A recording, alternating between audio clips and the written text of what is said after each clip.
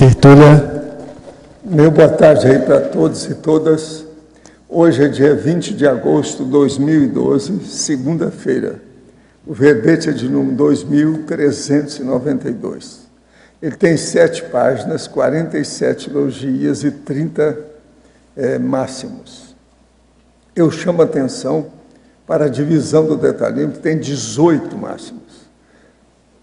O tema é produmetria anticonflitiva. A especialidade, autoconsciencioterapia. Quem redigiu o verbete com muita classe é a nossa professora e doutora Ellen, que está aí muito bem assessorada hoje. Agora, definição. A produmetria anticonflitiva é a qualificação, avaliação, determinação, matematização, medição, mensuração ou metrificação da eficiência, eficácia, rendimento e aproveitamento do alto empenho na resolução dos auto e heteroconflitos, refletida na melhor qualidade das ações interassistenciais. O ato imaturo de evitar os confrontos para não confrontar os próprios pensenes. O alívio da pensenização sem atritos. A flexibilidade autopensênica. A imperturbabilidade holopensênica atingida na autodispersidade. O valor produmétrico da anticonflitividade. A anticonflitividade enquanto indicador interassistencial. O ato de aferir, analisar e classificar a interassistência. A quantificação profilática da produtividade evolutiva e interassistencial. A autoprodutividade eficaz. A produmetria proexológica. O produtório existencial. Os indicadores da produtividade evolutiva. A sinalética energética e parapsíquica pessoal. As interconexões sinérgicas, a homeostase psicossômica, as interações bioenergéticas homeostáticas, as exteriorizações das ECs, quer dizer, das energias conscienciais fraternas e acolhedoras, os encontros e para-encontros proativos, a evolução conjunta das consciências e o grupo karma, a paradireitologia, a cosmoeticologia, as assimilações simpáticas sadias. Agora, nós temos aí, na argumentologia, o tópico sobre as medidas com 20 índices de producibilidade, condições de alcançar a melhor produção, indicados como ponto de partida para avaliação das manifestações interassistenciais e anticonflitivas diuturnas da consciência. Agora, a remissiologia dos 15 itens nós destacamos. Ataraxia, autodesassedialidade, eudemonia cosmoética, eutimia e recurso pró-dispersidade. Frase enfática. Produmetria anticonflitiva é autoconsciencioterapia teática. Interessa toda consciência lúcida e representa o alto esforço na conquista do binômio anticonflitividade e interassistencialidade. Você já possui indicadores ou métodos de verificação da qualidade assistencial das interações multidimensionais? O holopensene interpessoal é harmônico ou conflitante? Eu chamo a atenção que a bibliografia específica tem 10 pontos bibliográficos. Agora, a mega análise aqui com João Paulo são 20 itens. Pacificação, aferição, mensuração, qualificação e metrificação. Fraternidade, antiagressividade, ortopensenidade, serenidade e autoconsciencioterapia. Autoconscienciometria, autodesassediometria, desempenhometria, qualimetria, equilibriologia, autoinconflitologia, homeostaticologia, holomaturologia, harmonologia e pacifismologia. Agora, o verbete aí do dicionário hoje é trimegapara-fenomenologia, que é aquele outro que está todo mundo atrás. Era o de ontem e esse de hoje. Eu chamo a atenção para a pessoa ver com calma a premissa e a argumentação. Nós estamos explicando isso aí. Ele é da máximo para fenomenológico, quer dizer, é coisa mais avançadinha assim. Agora, para a professora Ellen, a verbetógrafa poderia ampliar na teorologia, página 10, primeira linha, a teoria dos 7 Cs. Essa teoria dos 7 Cs, a gente tem um verbete que explica bem essa teoria, e os 7 itens dela seriam o corpo, a casa, comida, condução, companhia, carreira e currículo pessoal. Dentro do contexto deste verbete aqui da produmetria anticonflitiva, a ideia é passar o processo da auto-organização pessoal. Então, é mostrar que quanto mais a gente se organiza com as coisas básicas do dia a dia, e essa teoria dos 7 Cs mostra bem isso, dentro do verbete todo, você pode dar uma olhada depois, o nosso nível de anticonflitividade, ele acaba diminuindo. Então, a ideia foi essa. Agora, na polinomiologia, página 11, quarta linha, ampliar, por favor, o megapolinômio interassistencial. O megapolinômio interassistencial, também dentro do tema, ele quer indicar o processo da interassistencialidade de uma maneira mais ampla. Então, tem vários pontos do verbete onde eu ressalto isso. A questão de você ser o autoassistente e o heteroassistente sempre ao mesmo tempo. Então, é a questão de você estar pensando em você e pensando no outro a cada ação do dia a dia. Por isso, o megapolinômio. Agora, comentar, por favor, na binomiologia, página 10, quinta linha, o binômio para direito, para dever. Dentro da questão das inter-relações, e a gente pode trazer para o processo primeiro intrafísico, a questão da paradireitologia aí, ela fica mais ampla. Porque a tendência que a gente tem, quando a gente está interagindo ou diante de uma situação de conflito, é você pensar em quem está ganhando e geralmente quem está perdendo. E aí a gente tira o processo da cosmovisão de poder avaliar que ambas as pessoas elas podem ganhar e ganhar, os dois podem ganhar nessa situação. Então, é deixar de avaliar só o processo do direito em si, que existe hoje do ponto de vista intrafísico, e lançar um olhar mais crítico para o processo do para-direito, né? Até onde vai o seu para-dever, o seu para-direito, e o para-dever e o para-direito do outro. Na sindromologia, página 11, primeira linha, por favor, abordar a síndrome da priorismose. A síndrome da priorismose também entra na questão das inter-relações, né? A priorismose é aquela manifestação inicial, né, onde você tem um pressuposto, onde tem uma ideia primeira que você não quer abrir mão e você defende o tempo todo, né? Então, a pessoa está defendendo uma ideia sem uma experiência prévia. E, às vezes, isso nas inter-relações do dia a dia, você acaba criando uma série de situações conflituosas devido a essa defesa dessas ideias a priorísticas, né, as quais você não quer abrir mão. E isso acaba aumentando tanto o nível de conflito interno, quanto de interconflito, né, de você com o outro. Arlindo, a professora está aí. Estou aguardando. Na fatologia, na sexta linha, a flexibilidade do acoplamento áurico. Você podia dar uma expandida?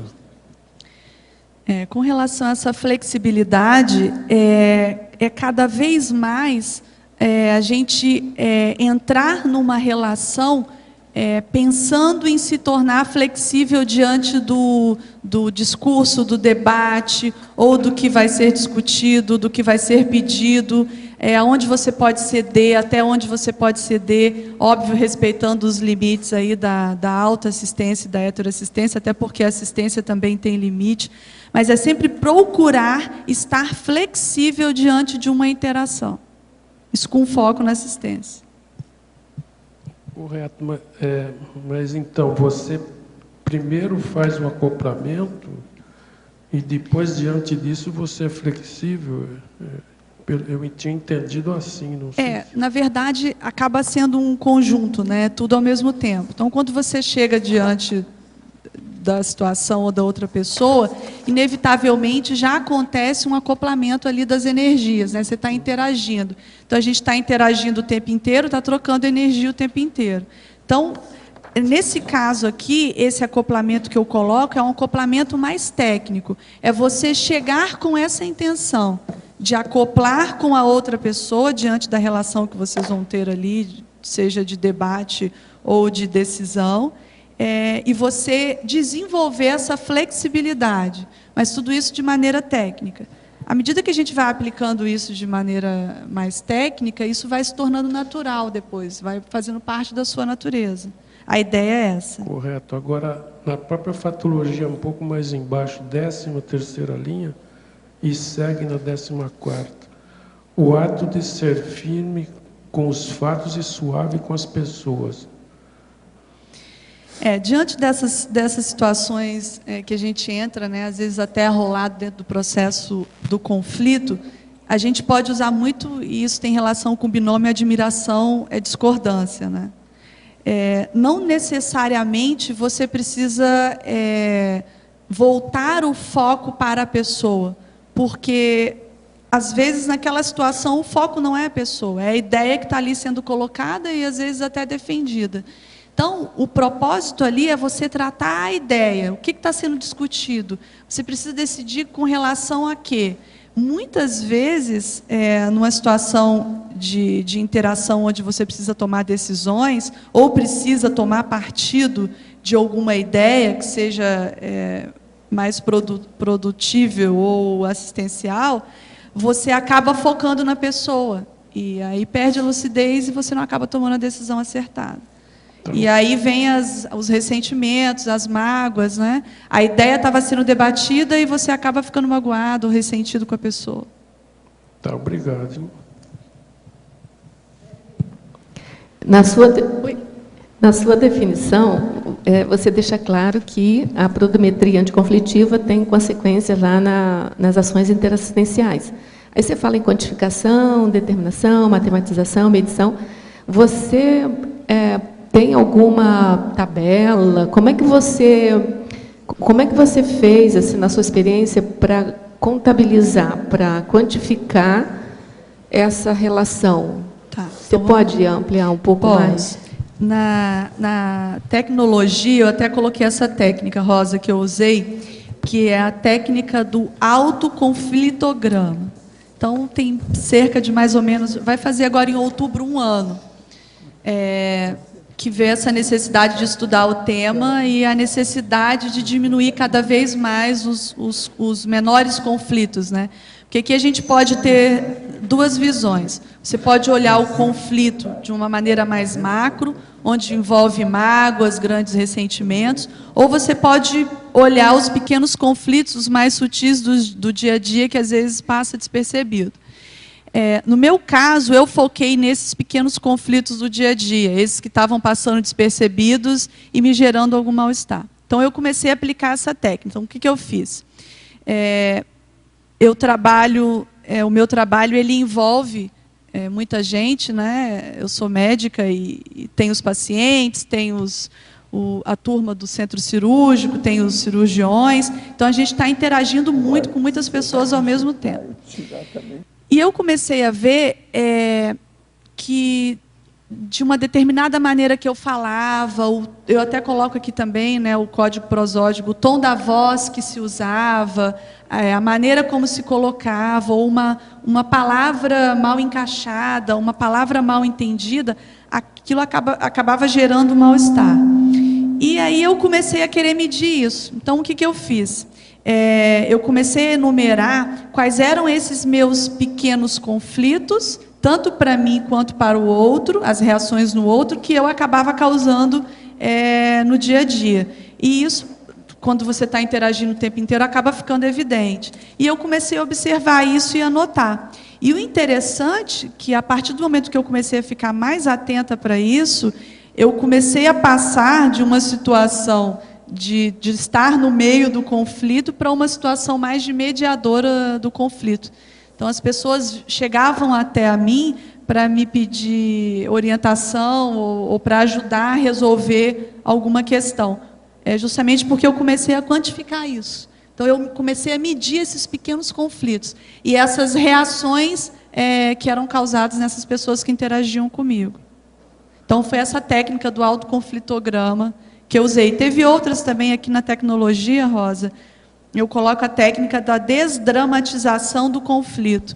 Então, às vezes, chegava uma situação até mim, por exemplo, pegar a coisa do meu dia a dia. Tinha uma cirurgia grande para sair, aí chegava a enfermeira, doutora, não tem vaga de UTI, o que a gente vai fazer? O cirurgião quer operar, e está dizendo que tem que operar, paciente grave. Então, ela vinha com um conflito, ela estava desesperada porque não tinha a tal da vaga da UTI. Calma, vamos lá, vamos avaliar o paciente, às vezes não precisa, o paciente pode ir para o quarto depois. Então, a gente ia tentando amenizar e desdramatizar o conflito. E aí eu comecei a perceber que o ambiente, de fato, ele ficava mais harmônico. E aí veio a segunda medida, que era me tornar menos estressada e menos estressante, né? Procurar ficar menos estressada e estressar menos o meio que eu já convivo, que já é um meio estressante. Professor, gostaria de saber a relação da postura corporal com as carências energéticas.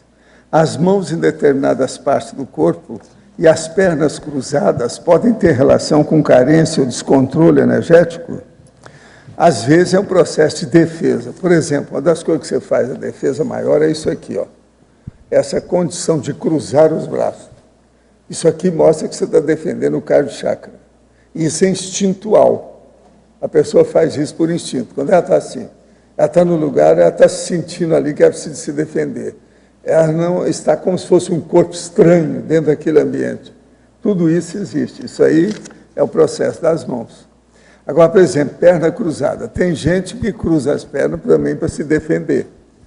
Mas, quando a gente está trabalhando com energia, quem cruza braço ou perna e tem dificuldade ou preocupação com isso, é porque não tem confiança nas energias. Isso é muito comum nos processos de iniciações e nas pessoas místicas. Agora, tudo tem que ficar tudo descruzado, para que haja, vamos dizer assim, um desenvolvimento, o fluxo correto e livre da energia. Mas isso é bobagem. A energia, quando chega num certo ponto, ela é tão ampla que ela transcende os membros do corpo humano.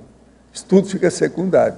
Então, a gente tem que pensar de uma maneira mais avançada sobre o problema do controle energético. Então, posição de membros, braço, perna, tudo é secundário se você tem muita energia. Você está trabalhando com a Itaipu, então o resto, isso aí é palito, não vale nada, é pequeno. Agora, no verbete do DAC, página 14, em taxologia, item 3, poderia explicar como manter a autovivência da cosmoconsciência magna? O caso todo é o seguinte, aqui você está falando, deixa eu ver como é que é, 14, item 3, autovivência da trirrecepção, cosmoconsciência magna. É na premissa, é o 2, né? Não é 3, não. Eu estou achando que está uma coisa errada. A autovivência da cosmoconsciência magna. O que é que se passa com isso? Quando a pessoa começa a ter a cosmoconsciência, geralmente é um processo elementar, primário, apenas ela é jejuna ela está começando a deslanchar com o processo. Então, quando acontece um caso desse, a pessoa começa a estudar. Se ela guarda, retém, se ela registra todas as vivências dela, ela começa a chegar a um nível que ela vai ter, então, a cosmoconsciência de uma maneira mais regular. Agora, o que se passa? Para ela chegar na cosmoconsciência magna, a grande, que a pessoa, então, ela vai até mudar a vida dela, que faz uma reciclagem integral, é preciso ela ter muita, vamos dizer, repetição das vivências. Agora, uma coisa que ajuda muito isso é a TENEPS, que leva a pessoa para a autofiex. A autofiex pode levar a pessoa para a cosmoconsciência devido ao problema da relação da consim ofiexista em relação com as consciex que ela faz assistência de um ponto de vista extrafísico. Isso aí, às vezes, pode levar a uma necessidade da cosmoconsciência magna. Então, esse é o problema que nós temos que começar a trabalhar com ele. Se a pessoa já tem uma cosmoconsciência, mesmo que seja relativa, pequena, superficial, ela está no caminho. Esse é o problema. Agora, tem que dar valor para isso. Qual é o valor maior que a pessoa tem que dar? É registrando as suas vivências, dando valor para aquilo, porque senão, se não houve registro, não adianta muito. Aquilo defasa e ela perde a oportunidade. Professor Valdo. Sim. Aqui. Por gentileza, o senhor falou agora da reciclagem integral. O processo que a gente conhece de reciclagem seria das mais variadas áreas. O que o senhor consideraria realmente integral? A reciclagem? Isso. É a hora que a pessoa mudou tudo. Então, por exemplo, ela alcança esses níveis que nós estamos falando aí. Ela vai caminhar, então, para a desperticidade, ela tem a transafetividade, ela sobrepara o problema, ela já não tem mais conflito, do jeito que é o normal da maioria, e por aí vai. Entende? Isso aqui é a reciclagem integral, porque a pessoa mudou, de fato. Então, realmente da seria... água para o vinho. Sim. Aplicação desses mega conceitos que o senhor tem trazido. Isso tudo aí é o jeito. Outra coisa, isso nós estamos falando aí, o para-encontro extrafísico faz parte disso. Está entendendo o que nós estamos falando de manhã? Tudo isso tem sua razão. Assistir. Eu estou trazendo vários. Esses novos que estão chegando. Este hoje é tri-mega parafenomenologia. Agora, quais são? Presença de consciência livre. Isso aí não é fácil. Isso aí tudo tem sua razão, porque depende do o colégio invisível dos serenões, visando por que aquela pessoa vai lá para ver isso. Tudo tem sua razão. E outra coisa, ninguém chega a ter a presença, assim, e verificar a presença de uma consciência livre, se ela nunca pensou nessas coisas. Nunca ela vai ter uma experiência sem ter antecedentes. Ela pensou, muito seriamente. Que não pode ter gap nisso, não existe. Então, isso aí é seríssimo. Agora, a outra coisa, a trirrecepção, aquele negócio que acontece, que você consegue detectar 3 consciências de dimensões diferentes simultaneamente. O senhor trouxe isso ontem. Também não é fácil. Então, eu estou dando 3 aqui para dar exemplo. Tem outras coisas difíceis, mas eu estou colocando essa para todo mundo começar a entender isso aqui. Tri-mega parafenômeno, quer dizer, 3 fenômenos grandes, sim, porque esses... simultaneamente, estudados, abordados, para a gente ver. Agora, o simultâneo significa, claro, simultâneo ao mesmo tempo, certo? Como é que... Eu não entendi essa. O senhor diz simultâneo?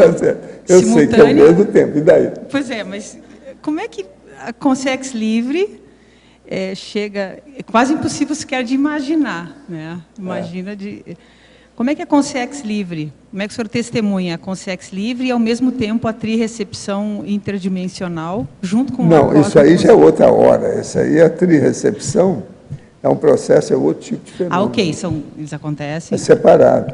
E a consciência também. Tá, então agora, é lógico, se você vai ver uma consciência livre, é porque você já teve, nem que sejam os rudimentos, os vislumbres, os lampejos da cosmoconsciência. Então, eu posso perguntar... Senão você não chegaria lá, porque senão não ia dar nada. não se lucra nenhum proveito, não se tira proveito, não há vantagem. Que vantagem que a Maria leva? Fabiano, Se a pessoa não tem só experiência. para complementar isso, aquela projeção, hein, professor Valdo, aquela projeção que o senhor conta no livro das projeções da consciência, que o senhor identificou a consciência ali, o senhor não estava de cosmoconsciência ali?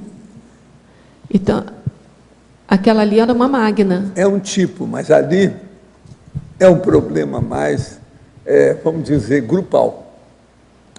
Entende? Agora, a cosmoconsciência grande, ela é individual, é pessoal, é mais sério. Eu penso que é mais sério, porque mexe nos problemas pessoais. Ali não, você está vendo os problemas externos de uma consciência livre. Aquilo refletindo em você. Agora, o problema é você examinar você com a cosmoconsciência dilatando ao máximo. Então, por exemplo, a cosmoconsciência, no caso, seria você alcançar um nível de recuperação dos cons como nunca você obteve. Entendeu como é que é? Aí já vai dar uma ideia. Mega cons, que você chegou a um nível que nunca antes você teve. Nunca. É o teto, é o máximo. Começando pelo pequenininho, que seria a ausência total de conflitos, né? Esse seria o nosso pequenininho. E agora você está vendo a anticonflitividade, Sim. O sobrepairamento, a imperturbabilidade pessoal, tudo está nisso. A transafetivologia. Sem isso não adianta. Outra coisa, eu quero agora que vocês comecem a pensar, estou fazendo uma força danada, é minha solicitação. Como consciência, esquecer que vocês eram bichos. Vocês não são mais bichos. De vez em quando vocês já são consciência mesmo. Por incrível que pareça. Por enquanto, de vez em quando, não é isso? Então vamos pensar nisso. Quando a gente não tem dor de barriga, quando você não tem fome, etc. Você já está deixando de ser animal. Um dos pontos mais sérios da gente deixar de ser bicho é exatamente a concentração. Eu estava lendo lá um documentário estudando um pouquinho a concentração e a dificuldade que é a pessoa focar. E a tendência do bicho, quando ele sai para caçar, de focar em vários focos. A dispersão é que acontece mais, é sempre assim. Por causa da curiosidade e o ansiosismo. A pessoa ávida de coisa nova. A neofilia é muito boa por um lado, mas ela é péssima por outro. Quando ela aparece no lugar errado, na hora errada, terrível. Professor, Valdo, aqui no ar, só pegando o gancho da Fabiana, ontem o senhor falou dessa questão de receber 3 consciências em níveis evolutivos diferentes. Em que momento, por exemplo, ou que tipo de tares, ou que tipo de público que cabe receber 3 consciências em níveis assim tão altos? É pelo assunto que estava sendo tratado, avançado. Tá? Estavam querendo dar um dado. E aquilo quase sempre tinha relação com uma pessoa, um grupo de pessoas que estava ali. Certo. Isso tudo eu já testei, esse fenômeno eu já vi muitas vezes. Então, eu digo, não é uma coisa muito comum de acontecer, itinerância. Não, de modo algum, por isso que eu estou falando que é coisa avançada. Eu nunca cheguei nisso também. Isso tudo aqui. E esse aqui, ó, esse não é pior ainda, esse hoje. Agora, isso... É o negócio dos tri que eu falei que chamou atenção aí, desde o início que eu toquei no assunto. Ó, hoje está faltando esse aqui. Agora, a chance disso acontecer está bem dentro da itinerância, não é isso? De acontecer esse tipo das 3 recepções para fazer a aí depende do nível de docência da pessoa. É a docência dela, é a pedagogia, o processo de educação.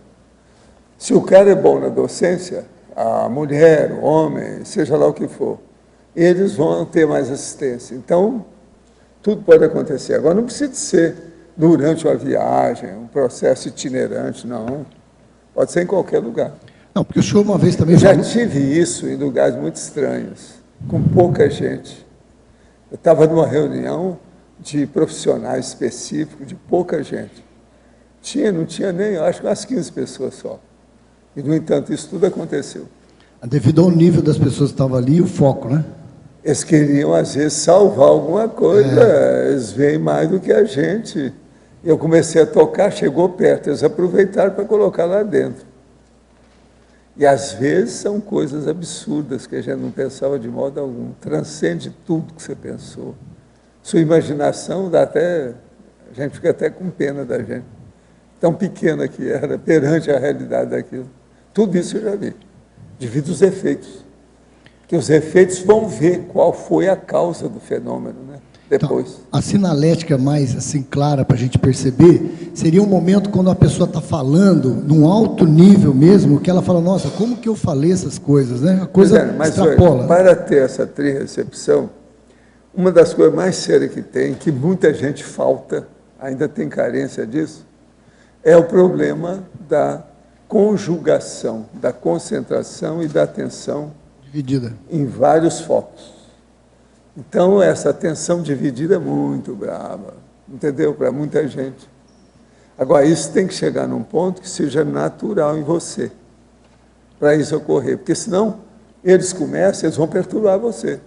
Você está dando uma aula, começa a aparecer aquele povo, se você não souber dizer, não é como conjugar, o que eu faço? Vai dar uma dor de barriga, daí a pouco você pede, dá licença que eu vou parar a aula, que eu preciso ir ao banheiro. Quer dizer, é muito chato. Mas às vezes vai ser o jeito, que a pessoa fica perturbada. Eles evitam isso ao máximo. Eu nunca precisei de chegar num ponto desse. Você já viu isso acontecer comigo na tertúlia? Não? Esse curso que a Repreendência está fazendo aí de docência, que eu comecei, o Oswaldo começou, mais um pessoal começou, eles estão trabalhando muito essa questão que o docente ele precisa ter realmente atenção dividida no tempo, nos alunos, no parapsiquismo, no campo, começar a treinar os professores já em tudo, para perceber tudo. O problema de dar aula é uma beleza. É igualzinho o caso da TENEPS. São manifestações de ponta, ajudam demais a consciência. Waldo, o verbete de hoje do dicionário, aqui é um nível bastante avançado. Avançadinho. Mas você tem os pré-requisitos. Esses aqui de baixo são também, esses 7 pré-requisitos, e deve ter outros para se mas chegar. Isso aqui é o essencial. Se uma pessoa começar a entender isso aqui, Arlindo, já vai ajudar a cabeça dela. Já vai ajudar a consciência, já vai melhorar o processo evolutivo, uma série de condições vão ajudar. Mas você botou essas 7 aqui embaixo, né? Mas essas 7 devem ser pré-requisitos também para se atingir. Não, isso aqui serve para tudo, né? Mas isso aqui já é a nível de, sei lá, semi-consciex. Não chega a ser tanto. Eu acho que a maioria aqui já pode chegar nisso aqui. Você tem que lembrar que muita coisa disso aqui ocorre como extrapolacionismo. Extrapolacionismo, o serenão, de modo geral, pode ter. Mas ele tem que ter... O problema é aquilo que é ainda apenas eventual, esporádico, que é o extrapolacionismo. E aquilo que já é profissional e permanente. É uma aquisição, então, já feita para sempre. Então, é aquilo que o cantor canta fazendo careta. E a outra que ele faz com a maior naturalidade, com o pé nas costas e fazendo pirueta. Isso é a diferença. Mas mesmo sendo extrapolacionismo, você tem como requisito, por exemplo, esses 7 que estão abaixo. Eu estou falando aqui na condição de pré-serenão. Então, todo mundo é capaz de chegar nisso. Se ele se dedicar aos temas que estão aqui. Mas, por exemplo... Se a pessoa não é dessa área, não é, entende, do ramo que nós estamos falando aqui, ela não vai chegar nisso, porque isso nem interessa para ela. A autofiex já não é um pré-requisito mesmo para o extrapolacionismo? Já é alguma coisa. Mas agora, isso aqui já é outra coisa, né? Vamos pensar bem as coisas como é que são, não confundir. São fenômenos diferentes, condições diferentes. Agora, o domínio dessas 3, quando não é mais já extrapolacionismo, é um domínio, ele deve ser coisa de semiconsciex, acho. Não sei. Não, alguma coisa aí, mas o processo é ver. Não precisa ser semiconsciex. Às vezes a pessoa que está começando a ser desperta, etc., começa a ter isso tudo aqui. O negócio nosso é um só. Deixe de ser consciente e pense que você é consciente. Pronto. Pense na extrafisicalidade. Você vai caminhar para isso tudo. É o que eu estou tentando fazer. É isso que eles me pediram. Falaram para o Zéfiro expor as coisas todas que ele sabe. Então, eu estou pondo. O caminho é esse. Agora, aqui você vê, não é só projetabilidade lúcida. É a multidimensionalidade. Você é um ego multidimensional. É isso que vocês têm que pensar. que é o que eu penso de muitas vidas. Eu nasci com isso, com 3 anos eu já tinha retrocognição, quer dizer, eu pensava mais às vezes no processo extrafísico do que aqui. Pequenininho. É o jeito. Agora, eu acho o seguinte, eu convido vocês, faço a convocação para vocês serem consciências multidimensionais, por favor. Vamos deixar de rastejar. Vamos pensar nos bilhões de galáxias. Professor Valdo. Desculpe. Eu gostaria de perguntar para a Ellen, na fatologia, a margem de tolerância às infidelidades do meio. Que meio? O meio é o meio multidimensional, meio intrafísico e extrafísico. Porque da mesma maneira que você, às vezes, é intolerante com a Consim, você também pode ser com a Consciex. Se a gente for olhar o processo da TENEPS, né? Tem gente que faz TENEPS, mas escolhe os assistidos, né? Não, esse eu assisto. Não, esse aqui não fui com a cara dele. Não, esse aqui não tem relação comigo. A gente vê muito isso, né? Pessoas, às vezes, que têm medo de Consciex, né? Então, isso pode acontecer. São essas infidelidades, tanto do meio intra quanto do extra. E na paradoxologia, o último paradoxo, o paradoxo do quanto maior a saúde consciencial, maior o convívio com a doença. A ideia aqui é mostrar que, assim, quanto mais saudável você está, do ponto de vista aqui consciencial, maior é o nível de aglutinação, maior é o número de assistidos que vão se aproximar da sua psicosfera. E aí de todos os tipos, né? Então é como se fosse a abelha e o mel, né? Você tem uma pessoa que é um epicentro que está mais saudável. A gente pode pegar aí um exemplo prático, né? Que a gente tem hoje na CCCI, os EPICONs, né? Que dão os cursos de campo. A gente observa isso nos cursos. Chega ao final, todo mundo chega perto porque quer perguntar mais alguma coisa, quer esclarecer mais algum outro ponto, entendeu? Então, o nível de doentes, ele cresce à medida que você está mais saudável. E a capacidade ou a probabilidade de haver uma contaminação, como uma ocasião o professor Valdo contou sobre o médico que se contaminou com o processo do menino paciente. Quer dizer, quanto mais saúde tem o EPICON ou o epicentro de assistência, menos ele fica sujeito a ser engolido pelo paciente. Seria isso também? Mas aí você tem que olhar do ponto de vista da saúde consciencial, né? Deu lá o exemplo do processo somático, né? Aí entra o que ele estava falando agora, que é a questão da atenção, do discernimento, da lucidez. Por exemplo, isso no meu dia a dia é uma coisa que a gente tem que ficar ligado o tempo inteiro, né? Eu estou lá para lidar com o paciente, de todos os tipos. Ontem foi até interessante que aconteceu uma situação dessa. Eu estava com um paciente que estava numa janela, que a gente diz, né? Estava a confirmar se era soro positivo ou não. E eu fui pegar uma medicação para diluir e fazer. Então, antes de eu colocar essa agulha em contato com o paciente, eu dei uma furadinha no meu dedo. Então, isso eu já liguei todas as antenas parabólicas. Eu já fiquei mais atenta do que eu já devia estar, entendeu? Falei, se antes de eu entrar em contato eu já tive um mini acidente, eu tenho que ficar mais atenta, porque pode ser que isso entre no desenrolar de catástrofes aí que possa me prejudicar depois. Então, voltando isso para o processo de interação de Consim e Consciex, isso também é válido. É a gente redobrar a atenção. E a atenção, quando eu falo a atenção para com você e para com o outro. Porque a questão da parapercepção aí, ela é muito importante. Porque você deixa de olhar só as suas necessidades para interagir, acoplar e ver a necessidade do outro. Isso é muito comum, né? A gente escolher o tipo de assistência que quer dar para o outro, né? Eu também passei por isso quando entrei na Conscienciologia, de achar que tudo era muito bom, se era bom para mim, tinha que ser bom para a minha família toda. E aí você, não, esse precisa disso, esse precisa daquilo. E aí você olhou para ela e conseguiu entender de fato o que ela precisa nesse atual momento evolutivo. Então, qual é a assistência que essa pessoa precisa nesse atual momento evolutivo? Então, é essa atenção para com o outro também, não só com a gente. Obrigada. Alô. Você podia falar sobre a síndrome do porco-espinho? Essa síndrome é bem interessante. Tem um livro aqui, ó, para todo mundo. Tem até um porquinho espinho. Esse livro ele é um livro light, mas é bem interessante. O autor ele mostra pessoas.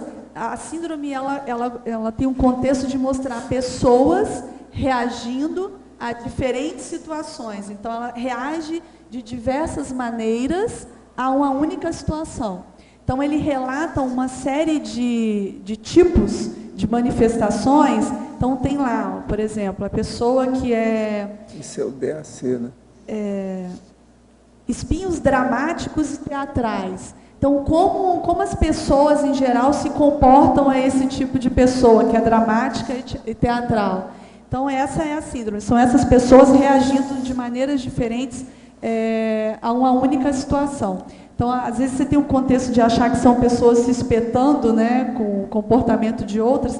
Tem isso, mas o mais importante é essa visão de você ter uma única situação e eu reagir de uma maneira, a Adriana do outro, o Max do outro, e isso mostra a diversidade de mecanismos de funcionamento de cada um de nós, né? Eu posso ficar muito irritada com uma situação, o outro pode ignorar, o outro pode nem perceber que aquilo aconteceu, então isso depende. Ellen, na fatologia, na quarta linha de baixo para cima, fala para a gente o entendimento evolutivo do gostar, querer e precisar. Isso aí é bem interessante, a gente usa muito na consciência terapia, né? Isso veio até de um bate-papo informal com o Nário uma vez, numa itinerância, né? Que a gente geralmente viaja em grupo, né? Então você chega bem antes, aí tem uma turma que quer fazer uma coisa, a outra quer fazer outra, né? E a gente fez uma brincadeira com isso. Então, nem sempre o que a gente gosta é o que a gente precisa. E, às vezes, nem sempre o que a gente gosta e o que a gente quer é aquilo que a gente precisa. Então, se a gente for olhar, por exemplo, a deontologia, né, que é o estudo dos deveres, a gente começa a perceber um confronto entre as nossas responsabilidades e aquelas nossas motivações individuais ou instintivas, ou até motivações com discernimento. Então, esse gostar, querer e precisar entra dentro disso. Muitas vezes a gente quer fazer ou quer dar para o outro, eu falei até agora há pouco, aquilo que você gosta, mas nem sempre é o que o outro precisa, né? Ou até o que você precisa dar também, em termos de aprendizado para você. Então, é nesse sentido. E aí entra a questão do para-direito também, né? Dos deveres do direito. O senhor poderia aprofundar o tema transafetividade? Olha, eu quero dizer que o melhor é você ver que autotransafetivologia foi o verbete do DAC que a gente falou aqui, discutiu no dia 24 de junho de 2012. Então, aí o problema é pegar pela internet. Já tem lá, é só olhar. 24 de junho desse ano. Autotransafetivologia, porque lá tem mais detalhes, você pode ver com mais tranquilidade. Ellen, aqui em cima. A Tânia, dona da prodometria. Tá. Legal. Segundo o professor Valdo, hein? Parabéns pelo seu verbete. Obrigada. Eu quero, na fatologia, na 7ª linha, de baixo para cima, fala um pouco desse controle técnico da adrenalina e depois eu quero fazer uma pergunta na tecnologia. O professor Valdo até já falou isso aqui várias vezes, né, de você esticar a mão e não tremer nada. Para falar disso, Tânia, até queria falar antes, que a turma estava perguntando, 70%, eu acho, aproximadamente, do verbete, ele é mais autoconsciencioterápico, ele é mais teático. Então, uma outra coisa eu pensei do que já existia, até porque é difícil falar desse tema, estava até falando com o professor Valdo, sem ter muitas ideias, porque quando você tem uma ideia, você vai ver, ele já teve a ideia e a ideia já está repetida. Ele já pensou nisso. Então, esse controle técnico da adrenalina, isso é um controle que eu coloquei aqui, que seria o ideal, que nós pudéssemos desenvolver diante de situações de embates ou de conflitos. No meu métier, no meu trabalho, isso acontece o tempo inteiro. E eu acabei, tecnicamente, até pela minha profissão, desenvolvendo isso, porque a anestesia em si ela é a adrenalina do início ao fim. Então, eu tenho que ter o cuidado de colocar lá o paciente para dormir, ou de fazer anestesia, e de devolvê-lo para ele mesmo muito bem ao final da cirurgia, né? Sem nenhuma complicação. É inevitável que fatalidades ou complicações inerentes à nossa técnica do dia a dia aconteça. E acontece pequenas coisas pontuais, em grande quantidade, sim. A gente pensa que não, mas acontece. Então, a gente acaba desenvolvendo, vamos dizer assim, uma classe, uma postura mais tranquila diante da complicação. Para quê? Para que você consiga tratar a complicação de uma maneira eficaz. Isso do ponto de vista consciencial, de você estar numa situação de assistência com o outro, isso também é importante. Porque se o outro traz para você, ou te mostra uma doença, ou uma complicação da doença dele, que é algo que você vivenciou, ainda está vivenciando, e aquilo te gera um impacto, é importante que você dome essa adrenalina, até para que você consiga assisti-lo com mais eficácia. Joia. Então, aqui na tecnologia, na segunda linha, fala um pouco dessa metapensenidade. É pensar no pensene? A metapensenidade... Como é que é isso? Metapensenidade, né? Meta é pensar naquilo que você já estava pensando, né? Então, metapensenidade é pensar o pensene, para que a gente consiga evitar muito mais erros de cognição. Então, o ideal é que você pense sempre o pensene, para que você evite esses erros cognitivos.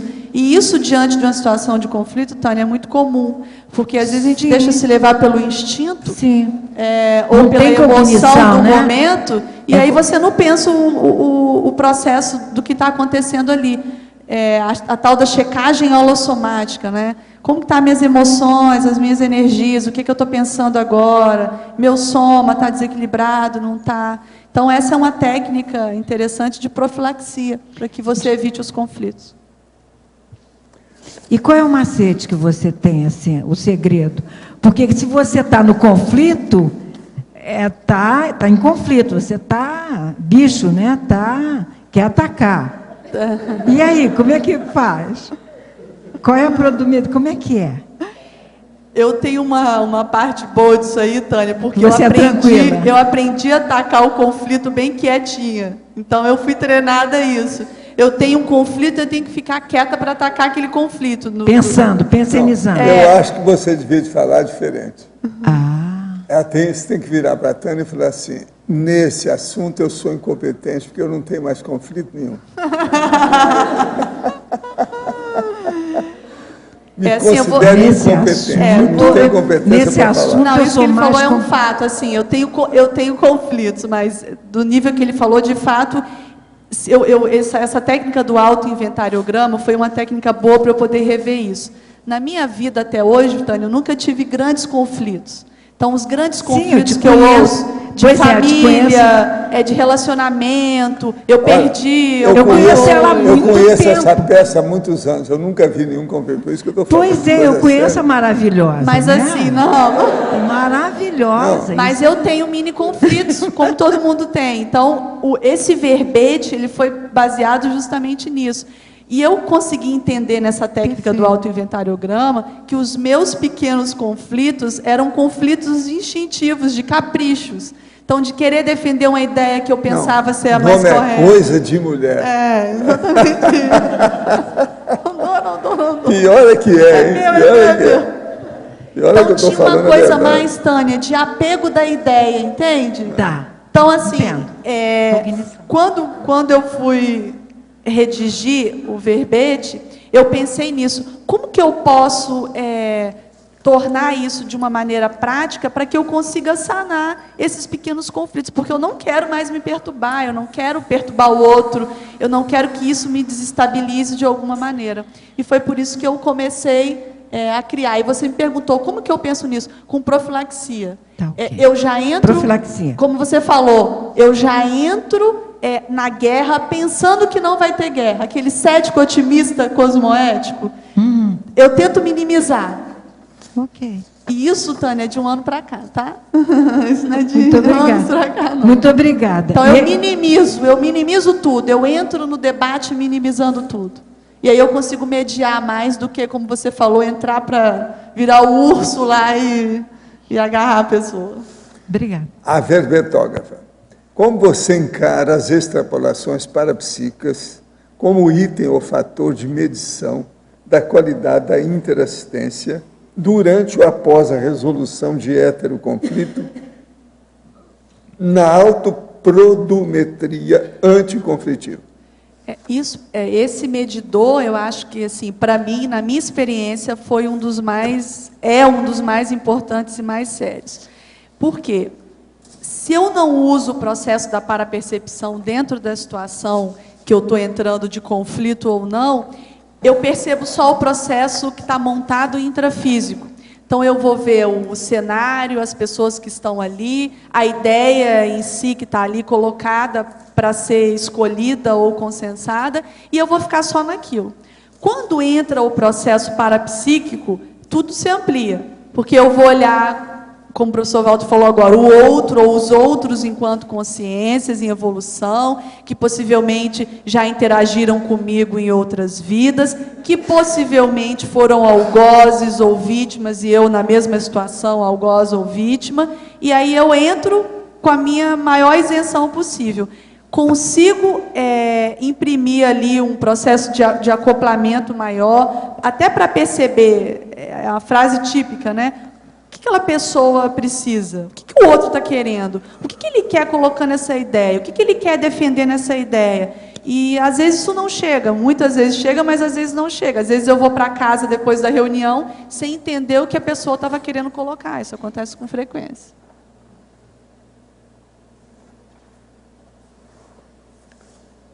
Professor, gostaria de saber se toda consciência que possui um paramicrochip é mini peça do Max Mecanismo. Olha, possivelmente, mas eu não ponho a mão nessa cumbuca, eu não posso generalizar, eu não sei. Porque existe, às vezes, paramicrochip que é colocado para a pessoa resolver algum caso que interessa a um grupo inteiro. Ela ali está sendo mini peça, mas até que ponto que ela tem autoconsciência disso, eu não sei. Poderia explicar os diferentes tipos de paramicrochip? Não. A coisa mais séria é esse. Existe aqueles que é para atender a pessoa em particular, ela mesma. Existe aquele outro que é para atender aos outros através de uma assistência mais específica. E existe aqueles outros que é da mini peça do Max Mecanismo Assistencial, que é para assistir mesmo o povo em alto nível o tempo todo, a vida inteira. Só aí, então, a gente pode categorizar 3 tipos específicos, tipos claros de paramicrochip. Mas isso varia muito, de pessoa para pessoa, condição, destino, trabalho, PROEX. Tem que ver, né? Ellen, ali na página 9, Fatologia, na 6ª linha, você fala o autoconhecimento como principal fator de produção. Você pode aprofundar isso? Esse autoconhecimento como principal fator de produção, ele também é muito dito e falado no próprio processo da administração, inclusive esse livro aqui, que é o único que a gente tem que fala sobre prodometria, eles mostram isso, que dentro da análise dos funcionários, né, quanto mais conhecimento a pessoa tem dentro do processo de administração, do que ela está desenvolvendo ali da questão do produto, esse produto ele vai ser produzido em alta escala e com a qualidade muito maior. Então, fazendo uma analogia com o processo consciencial, esse é um dos pontos também marcantes que eu coloco dentro do tema da prodometria, é que quanto mais a gente se conhece, mais ferramentas a gente tem dentro do ponto de vista interassistencial. Porque se você consegue entender o seu jeito de funcionar, quando você está diante de uma interação onde a assistência ali ela é mais gritante, a chance de você poder ajudar o outro é muito maior, porque você já conhece as facetas de manifestação. Então, o seu olhar para o outro vai ser diferente. Aí vem aquela frase, né? O mais saudável ajuda o menos saudável. Obrigada. Helen, Oswaldo aqui atrás. Eu tenho 3 perguntas para te fazer dentro da fatologia. Na linha número 11, de cima para baixo, eu gostaria que você expanda o conceito de o convívio estratégico. Então, vamos lá. O convívio estratégico é o convívio técnico, né? É aquele convívio onde você vai desenvolver maneiras onde você possa criar um ambiente mais harmônico. Ele é estratégico por isso, porque estrategicamente você vai procurar tornar aquele convívio com o outro o mais harmônico possível. Você vai tentar se tornar menos estressado e vai tentar estressar menos o outro. Agora, você faz alguma escolha em especial para esse convívio? Eu não entendi. Se você faz alguma escolha especial do outro para esse convívio? Esse convívio estratégico ele não é asepsia de pessoas, nem de consciências, né? Como eu falei agora, essa consciência eu vou assistir, essa outra eu não vou assistir. Esse convívio estratégico ele tem mais relação, a ideia dele, com a prontidão assistencial. É você estar pronto para o que der e vier. Estrategicamente, entende? É você estar preparado. É uma expressão mais bélica, mas é isso mesmo. É você estar pronto, entendi. Certo ali o processo para assistência. Na linha de baixo, diz a avaliação da qualidade do padrão dos contatos interconscienciais. Eu gostaria de saber quais são os parâmetros, quais são as características que você tem para avaliar essa qualidade do padrão de contato. Essa ideia aí a gente pode ver aos montes, né? Aquela, diga com quem andas que eu te direis quem é, né? Quem és. Então, é você começar a avaliar quais são as pessoas que você aglutina ao seu redor. Do ponto de vista de convívio, né, de interação, de grupo, e do ponto de vista assistencial. O que eu atraio para próximo de mim? Eu me vejo em que tipo de situações? Eu estou entrando em situações mais conflituosas, ou eu estou entrando em situações onde eu possa servir mais como negociador ou mediador daquela questão, daquela situação? Os movimentos que eu faço no meu dia a dia, ele é um movimento mais harmônico ou ele é um movimento mais conflituoso, entendeu? Então, você começar a medir, olhar o seu entorno e começar a ver as suas companhias. Começa pelo Grupo Karma, né? O que eu vi nesse Grupo Karma? A qualidade, o jeito de se manifestar do grupo, as coisas que você tem relação, e vai expandindo os amigos do trabalho, e assim vai, entendeu? Tá. A última. Aqui na 7ª linha de baixo para cima, você diz a veemência do posicionamento da ideia contrapondo o confronto desinteligente. Você poderia expandir esse conceito? Vamos lá. Isso é até engraçado, né? A gente estava, vou te contar um caso aí, professor. Vou imitar o professor Valdo, né? A gente estava na OIC um dia desses, numa reunião, e a gente estava numa discussão de algum ponto importante. Tinha algumas pessoas trabalhando do lado de fora da sala de reuniões, e eu e mais 2 pessoas na sala conversando. E eu estava colocando uma ideia de uma maneira mais firme, mais veemente, mais enfática e tal, e conversamos ali e tal, todo mundo entendeu que era isso. E aí, quando eu saí, uma colega brincou comigo e falou, nossa, que moça brava. E eu falei, não, eu estava sendo só veemente. Então, isso acontece muito, é a questão do tom da voz, aquilo que você bate na mesa, aquela coisa, seja homem ou mulher, de você bater a mão na mesa e usar a testosterona, porque precisa, às vezes, ser assim, entendeu? Então, essa coisa do veemente, diferente do confronto mal intencionado, deselegante, entendeu? É o estrionismo. É, isso aí. E às vezes você precisa usar. E eu achei graça que ela falou, mas que moça mais brava. Agora, o processo é a não adrenalina, anti-adrenalina. O povo não entende isso. E assim, não tem assédio, você não está perturbada, aquilo não me afeta, mas às vezes você precisa ser veemente. Próprio da sustentabilidade. Todo mundo tem que ser artista. Sustentar o próximo. Todo mundo tem que ser artista, atriz e ator. Para você sustentar o desassédio, né? Didaxia. Tá certo. É a didaxia, a pedagogia. Obrigado. Temos que ser ator. E no meu trabalho eu tenho que ser muito artista.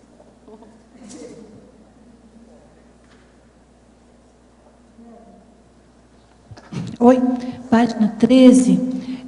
Você colocou a medida 7, elegância, que eu acho de extrema importância. Eu queria que você explorasse mais isso para a gente, como é que você faz a capacidade de paradiplomacia com o outro. Isso aqui a gente acha que é uma coisa mais feminina, mas não, né? A turma confunde, né? Isso aqui é unissex, né? Para ambos.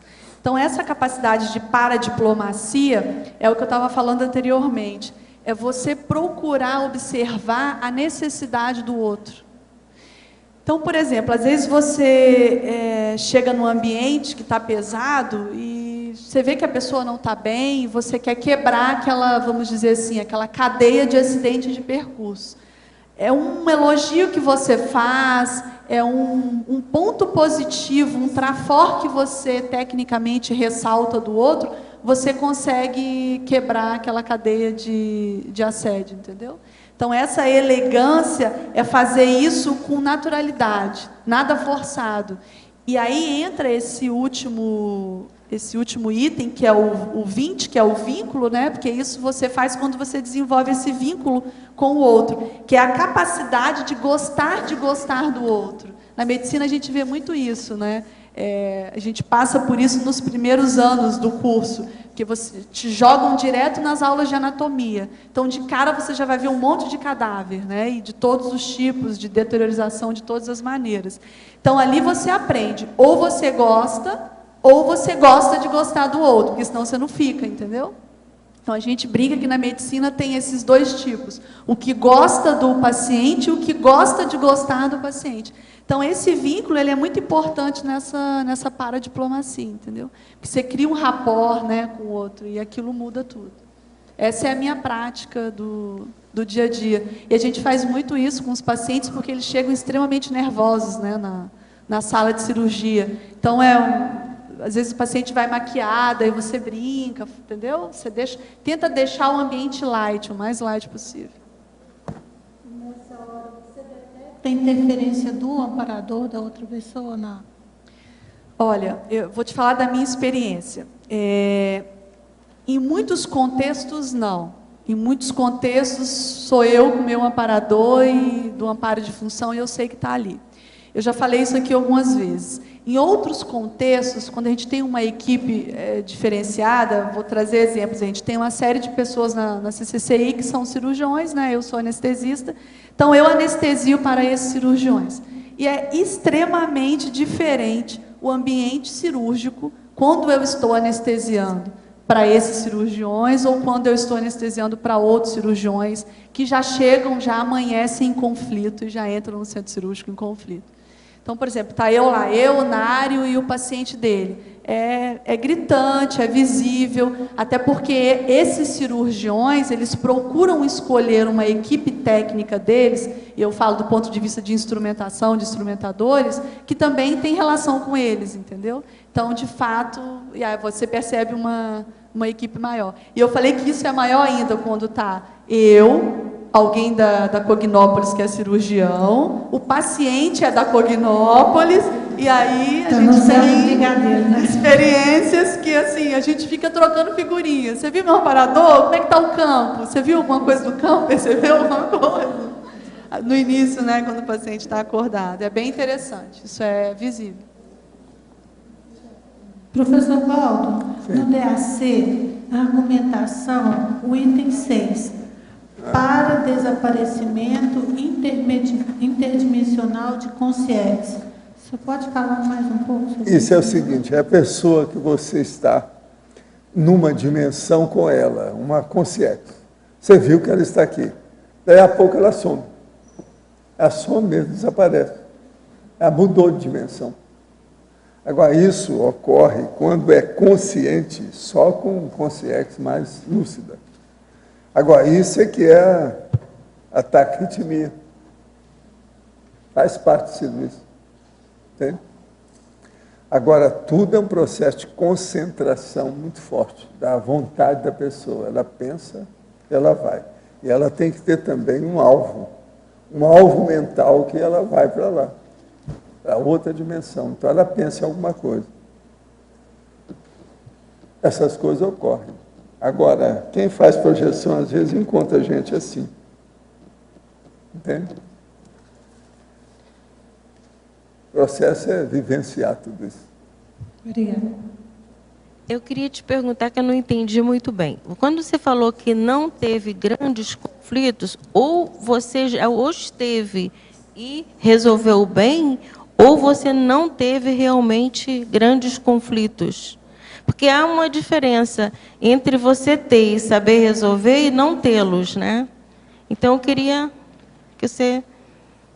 Eu, de fato, eu não tive grandes conflitos. Então, assim, eu não tive nenhuma situação onde eu tivesse que definir sobre algo muito, vamos dizer assim, muito valioso para mim ou para o outro, ou uma situação familiar, ou no trabalho, ou na vida em si, em todas as minhas facetas de manifestação, que isso me gerasse, vamos dizer assim, um sofrimento, uma dor muito grande. Então, foi até por isso que veio a ideia de mexer com a prodometria, porque eu queria aferir exatamente esses pequenos conflitos que me incomodavam. E quando eu falo de pequenos conflitos, gente, são pequenos conflitos mesmo, são bobagens. Tá saindo de casa de manhã atrasada para o trabalho e não saber onde eu deixei a chave do carro, que eu sempre deixo no mesmo lugar, e aquilo começar a me irritar porque eu estou atrasada. Alguma coisa que... O exemplo que hoje acontece, né? Eu programei todo o meu dia, o dia matemático, né? Então, tudo encaixadinho, direitinho, tudo organizado, e eu programei que hoje eu viria a mini tertúlia, por exemplo, de manhã. E aí foi acontecendo uma série de situações que me prenderam no hospital, e eu não consegui sair. Então, isso para mim é um mini conflito. Quebrou uma cadeia de organização que eu tinha. Não foi uma frustração em si, mas foi algo que eu tinha organizado e que foi quebrando. Então, alguma coisa que o Max faça que me chateia, coisas bobas, entendeu? Então, assim, para não dizer, eu vou te falar, para não dizer que eu não tive um conflito, mas isso não me gerou tanto sofrimento, foi há uns 7 anos, quando meu pai, ele precisava de um fígado novo, precisava de um transplante. E a minha irmã, que é cirurgiã, ela faz transplante de fígado, você é a única compatível com o pai, e você vai ter que doar um pedaço do seu fígado para ele. Então, aquilo me gerou um impacto. E foi uma época até que a gente conversou. Mas, assim, isso não me gerou tanto sofrimento, porque eu tinha um posicionamento meio que cambaleante a respeito disso, entendeu? Eu precisava me posicionar. E quando eu usei o processo da lucidez, o discernimento, diante da minha ProEx, do meu processo evolutivo, do que eu queria, que eu firmei a posição, o fígado novo apareceu para ele. Então, foi uma série de sincronicidades que levou ele lá para o início da fila. Ele estava no final, ele foi para o início, porque mudou o índice que eles tinham na época de transplante, então ele foi para o início e apareceu um fígado lindo, ótimo para ele, e hoje ele está super bem, entendeu? Então, essa foi uma situação. Mas não foi algo que tenha me gerado grande sofrimento. Então, a gente vê muito hoje, às vezes, eu estou lá na OIC, a gente vê isso com muita frequência. Então, as pessoas chegam com brigas de família, assim, milenares, né? Um desconforto muito grande, e não consegue sair daquilo, e aquilo vai virando uma roda, e muita mágoa, muito ressentimento, ou apego a uma ideia, não quer abrir mão, aquilo está muito enraizado. Então, esse tipo de coisa eu nunca tive. Eu sempre usei, isso foi muito bom, eu usei depois dessa técnica que eu tive no ECP2, que é a técnica da madrugada, né? De você acordar de madrugada e fazer avaliar os prós e os contras da situação que você precisa definir ou decidir ali. Depois disso, as coisas foram mais automáticas. Eu coloco isso aqui no verbete, foi bom você ter falado, que são duas coisas que eu queria ressaltar muito no verbete, que é a questão, está lá na argumentologia, da auto-organização e do autodiscernimento. Essas são as duas experiências, muitas pessoas já me perguntaram, mas como é que você fez, como é que você faz? Então, auto-organização. Eu percebi que quanto mais eu sou detalhista, quanto mais eu organizo tudo ao meu redor, menos conflitos eu tenho. A chave do carro vai estar sempre naquele lugar. Então, não vou ter conflito porque eu perdi a chave do carro. Entende? Então, isso tudo, escritório, a casa, a parte financeira, o meu trabalho, tudo ao meu redor. Conclusão. Vocês, inclusive o Max, pode fazer cara feia para ela que não vai adiantar nada. Então, você já está se treinando, ou você já passou muito por isso e já fez uma técnica que hoje, nesta vida, você já... Ou então já está com essa técnica se preparando já para... Né? Eu vou te falar, um dos meus últimos médios conflitos era esse. Então, ele está se realizando hoje, que era a escrita, escrever alguma coisa mais séria. Isso era algo que me incomodava, me chateava. Então, esse momento aqui hoje, o verbete em si, está sendo importante. Conflitinho. Mas esse era, assim, com a maior sinceridade, era o que mais me incomodava. Então, agora eu já entrei no ritmo, então está tudo certo. Quer dizer que agora nós podemos mandar você para aquele lugar, ou seja, para a holoteca. Pode. Você começou a escrever está me esperando já. Vou mandar você para lá. Helen, aqui, seguindo essa mesma linha, você disse, não sei se eu entendi bem no início da tertúlia, que está fazendo mais ou menos um ano que você está fazendo análise dos seus conflitos. É um registro que você foi está assim, fazendo? Eu estava numa situação no hospital que eu tinha um cargo de liderança lá no hospital municipal. E, pelo fato de eu ser mulher e anestesista, isso acabava gerando uma série de conflitos nos homens e cirurgiões. Então, isso tinha muitas coisas políticas, né, as artimanhas ali por trás disso. O ano passado, mais ou menos em setembro ou outubro, por aí, isso tomou uma proporção muito grande, porque eu estava para sair dali para ir para um outro cargo maior do que eu estava desenvolvendo naquele momento. E aí isso gerou um conflito entre eles maior ainda, a ponto deles descerem, pedir para a direção, mas por que ter que ser ela, mulher, nova, anestesista? Então isso gerou um burburinho muito maior. E aí eu comecei a analisar isso, porque tinha o processo do cargo em si, do dinheiro envolvido, uma série de coisas. E aí eu cheguei um dia em casa e falei, Max, eu não quero mais perturbação, não quero me perturbar mais com nada, eu não quero perturbar mais ninguém. E a gente começou a pensar nisso e eu pensei em escrever sobre isso. Aí fui olhar, o professor Valdo já tinha escrito o verbete, imperturbabilidade. Eu falei, esse não vai dar mais.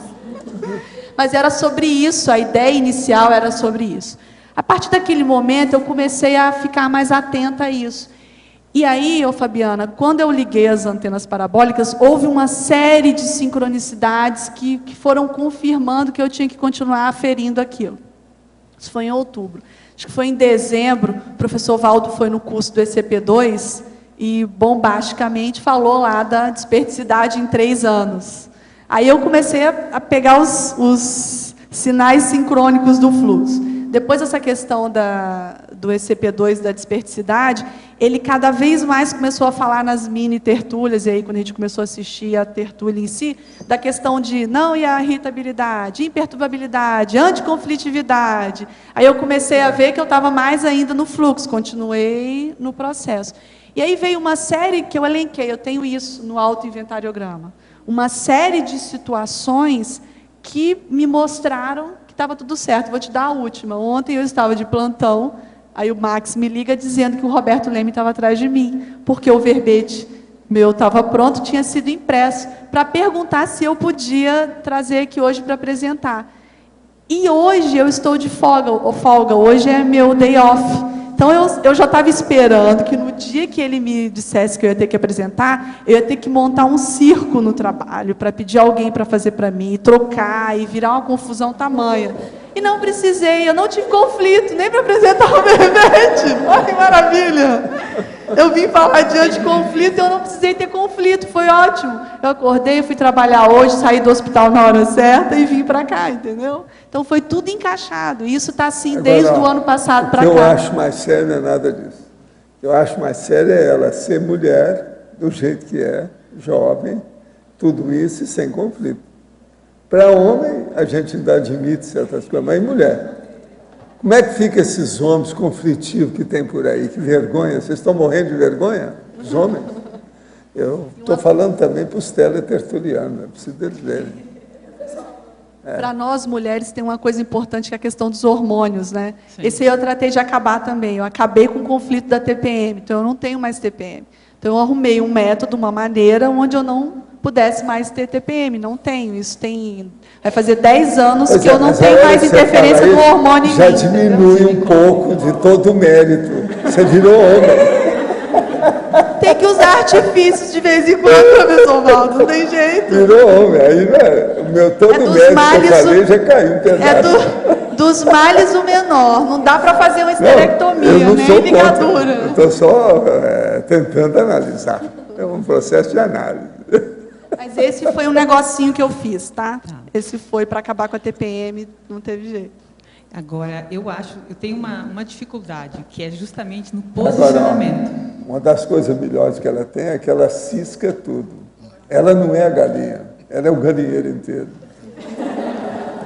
Sempre foi assim. Talvez a resposta da minha pergunta sempre já foi esteja desse aí, jeito. né? Que é justamente, aqui na Conscienciologia, principalmente, a gente quer ajudar muito, quer assistir muito, e tem aquela maneira correta, mais acertada, de você posicionar. E muitas vezes o seu posicionamento, mesmo que você tenha a melhor das intenções, a outra pessoa reage de uma forma inesperada. Você não espera, né? Então, eu acho que esse jogo de você saber acertar o posicionamento correto... É assim, eu acho que isso é treino.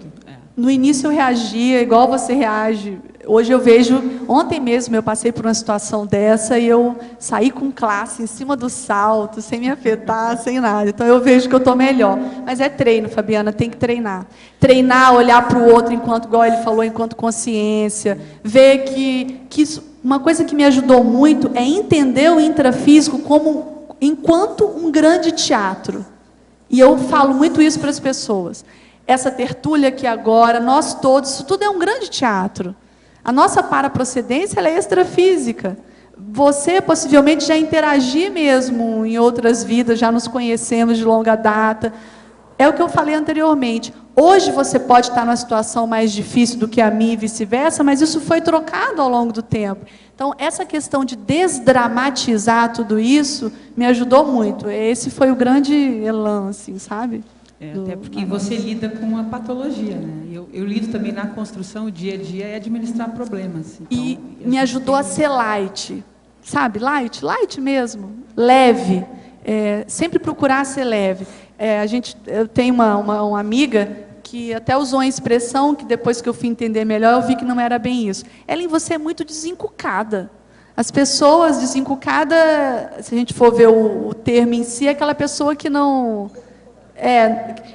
liga para nada, mas no sentido negativo. Mas no sentido positivo, é aquela pessoa que não se afeta mesmo com o outro. Então é um absurdo. O cara te falou um negócio ali agora na sua cara, que você poderia voar em cima dele, você sorriu e parece que você não entendeu o que ele disse. Eu falei, mas aquilo não mexeu comigo. É o negócio da autoconfiança, da autossuficiência, desses autos todos, entendeu? Então eu sei que é o processo light mesmo. É de desdramatização, de você tornar a coisa leve. A minha profissão me ajudou muito nisso, porque já é um negócio árduo, né, maçante, então isso me ajudou. Só uma perguntinha. Professor Valdo, só uma dúvida que eu fiquei aqui no seu verbete. Obrigada, Ellen. Aqui na extrapolacionismologia, número 5, o senhor trouxe para nós o banho energético conjunto. O que é esse conjunto? Conjunto é a hora que vem várias consciências e dão um banho geral, devido ao assunto que está sendo tratado. E outra coisa, há também os processos interconscienciais ou interconsciência, que às vezes vem o banho aqui, a outra pessoa sente lá. Aqui é muito comum isso, não é? De vez em quando acontece. Ellen. Alô? Ellen. Aqui na auto-organização, de um ciscador para outro ciscador,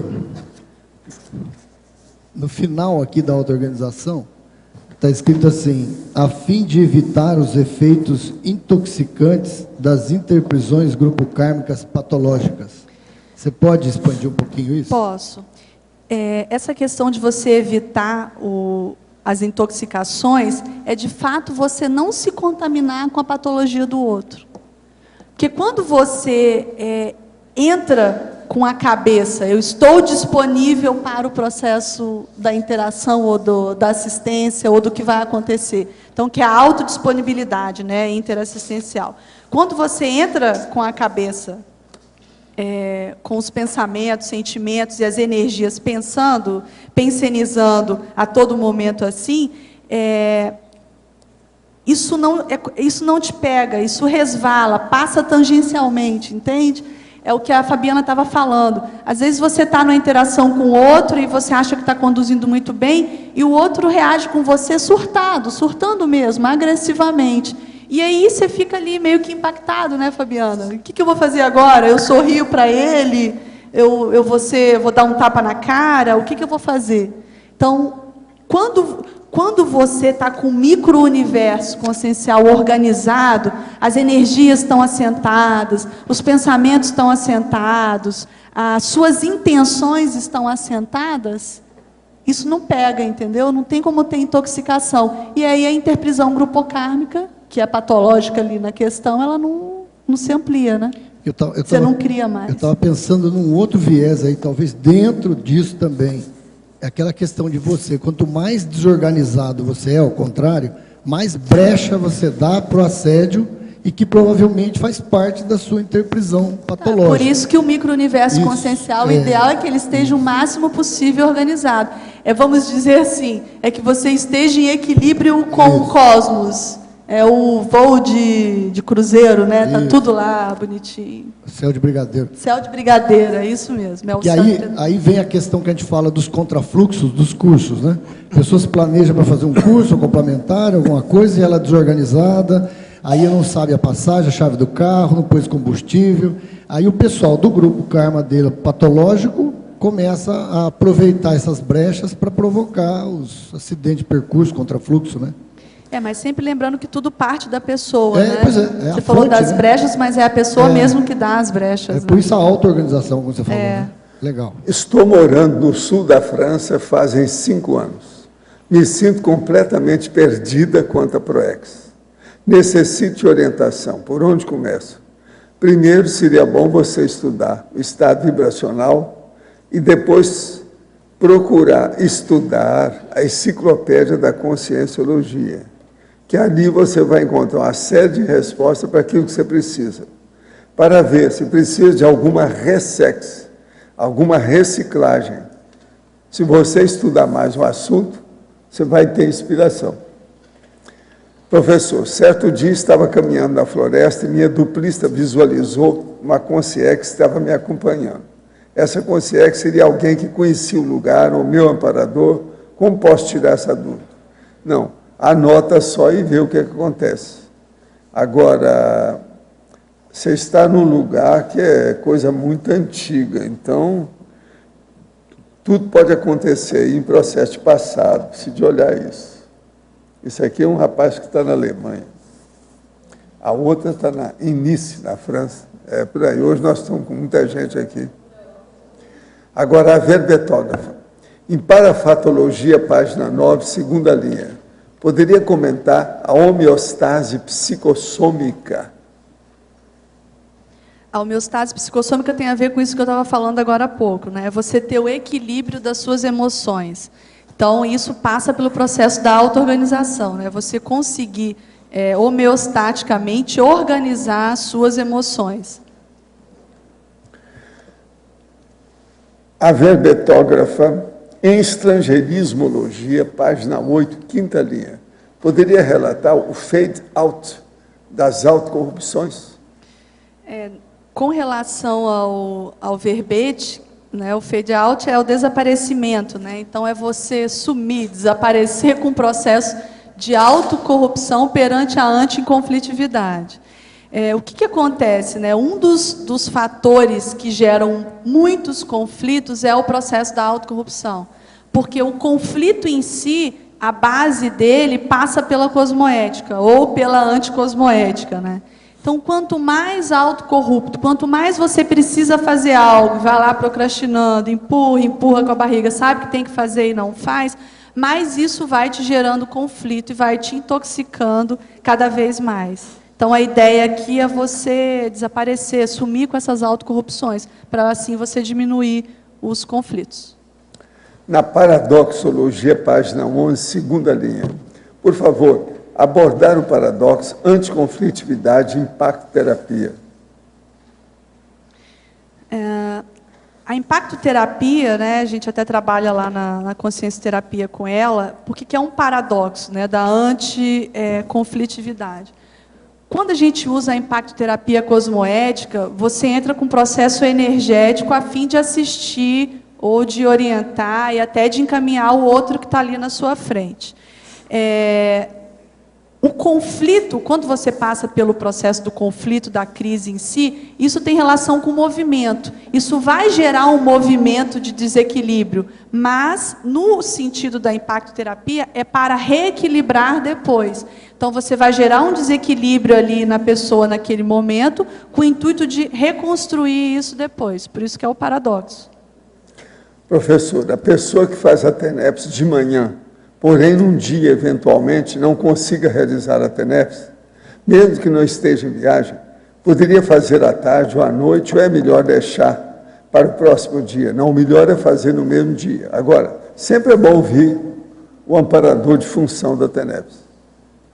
Para a verbetógrafa, com 19 anos, tive choque anafilático com penicilina. A partir daí, hoje com 51, tenho reações com anestesia dentária.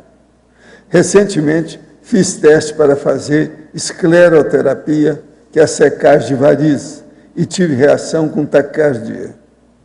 Preciso fazer cintilografia cardíaca. Estou com receio da reação do contraste. Devo fazer testes antes? Como proceder? Via live. Isso tudo não existe, primeiro porque as pessoas confundem, acham que existe, mas não existe teste anestésico, existe teste alérgico. Pelo que você está relatando aí, foram várias as anafilaxias, as alergias. Possivelmente você é uma pessoa que a gente chama de pessoa atópica, ou seja, que tem um limiar para causar alergias muito maior. As pessoas que geralmente são alérgicas à penicilina têm uma resposta inadvertida ao contraste iodado também. Então, é bom você checar antes com o imunologista, se estiver na sua cidade, que ele vai lá, vai passar um pouquinho de iodo na sua pele para testar se você pode ter ou não alergia ao iodo, porque o contraste ele é iodado. Então, é bom checar antes. Porque se ela teve anestesia com anestésico local, que geralmente é a perilocaína que eles usam, né, no consultório dentário, a concentração dela é muito pequena, o efeito é muito pequenininho. Então... Agora, ó, ela fazendo, não tendo alergia nem nada, ela se prepara, porque geralmente o contraste vai dar um leve piriri. Dá mesmo. Estou avisando, porque eu acho muito difícil escapar dessa. E outra coisa, tem que usar os negócios, andar de um lado para o outro, não é isso? Lá no corredor do hospital. Exatamente, é assim mesmo. É assim que começa. Uma coisa que é importante também, que essas escleroses aí, elas são feitas com glicose hipertônica, não tem anestésico. Alguns, aí tem que ver se o seu cirurgião usam anestésico local diluído na glicose, mas é glicose hipertônica somente, nas picadinhas. Só uma questão, a cintilografia do miocárdio, ela não tem iodo. ela não tem essa dificuldade com reação alérgica. Então, ótimo. Então, maravilha. Para ela, melhor. Então, maravilha. Manda ver. Agora, eu reafirmo, olha bem, contraste piriri. Olha bem se você tem um banheiro próximo. Sempre é bom. Ótimo. Ó, o cardiologista está dizendo que não tem iodo. Então, você tem que ver a que elementos você tem o processo alérgico, para saber se nessa substância que tem no contraste da cintilografia tem. Você sabe o nome da substância, Eduardo? Se ela for fazer a cintilografia com estresse farmacológico, é o dipiridamol. Então, ela tem que estudar o dipiridamol. E o contraste radiofármaco, ele é inócuo. Assim, pelo menos em 3 anos, a gente nunca teve nenhum tipo de reação a esse contraste, que é um radiofármaco, na verdade. Né? Beleza. Ellen, aqui na na teoriologia, página 10, você poderia explicar melhor a teoria dos 7 Cs? Já foi? Eu cheguei atrasado. 7 Cs tem um verbete que fala dos 7 Cs, né? Esses 7 Cs também, a ideia de eu colocar essa teoria aqui é para ressaltar a questão da auto-organização, né? De você se organizar nas questões básicas do seu processo intrafísico. Então, os 7 Cs seriam o corpo, a casa, a comida, seria a sua alimentação, a condução, né, os meios pelos quais você vai ter de subsistência de condução, companhia, aí vem o duplista, os animais, né, subhumanos, gatinho, cachorrinho, a carreira em si, o processo profissional, que vai te dar subsistência financeira, e o currículo pessoal, né? E aí entra desde o processo profissional até a sua ficha evolutiva pessoal. Então, essa seria a teoria dos 7 Cs. É você tentar organizar isso para que você diminua os seus conflitos. Ok, obrigado.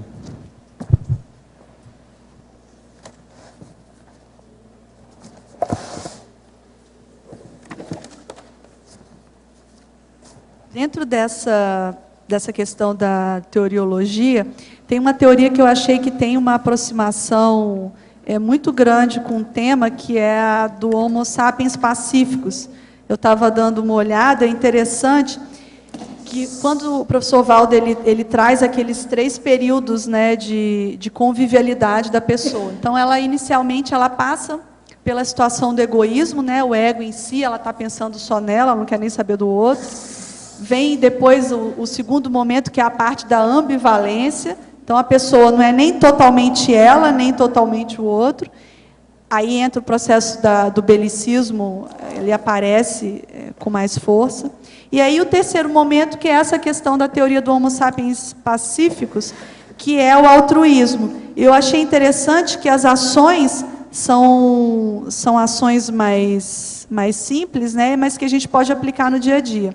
Então, lá fala, constrói mais, coopera mais, é a pessoa que doa mais, que se liberta mais das amarras, intermedia mais, então ela serve mais como intermediador das situações, ela pondera mais, tem o processo de se reconciliar mais, então aí as mágoas, os ressentimentos ficam para trás, ela tem o potencial de se renovar mais, a autorrenovação e a heterorenovação, ela tranquiliza mais e, por fim, universaliza mais. Então, é aquela pessoa que não tem seletividade, né? Ela é para todo mundo.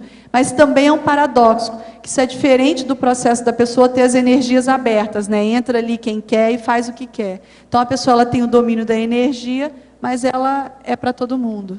Eu achei bem interessante, isso eu queria ter falado desde o início. Helena, aqui, na página número 9, patologia, a 7ª linha, começando de abaixo para cima, o controle técnico da adrenalina. Você poderia explicar isso no teu dia a dia, como você faz esse controle técnico? Eu até falei anteriormente, Virgínia, o controle técnico é a ação de você domar o processo das emoções, né? E isso nas relações. Então, você está lá na situação de conflito, onde tem um debate mais acalorado, você precisa tomar uma decisão, e ali é você domar o processo das emoções. Então, quando eu falo em adrenalina, é o sistema nervoso autônomo, né? Porque naquela sensação que você tem de luta ou fuga, eu vou lutar, eu vou fugir, ela é liberada em grande quantidade. Então, o controle técnico é você domar fazer a profilaxia antes daquilo acontecer, entendeu? Então, é você não se predispor para o conflito. É não tremer, gaguejar, brigar, entendeu? Defender a ideia, isso aí. Outra pergunta também na fatologia. Agora essa, 2, 4, 6.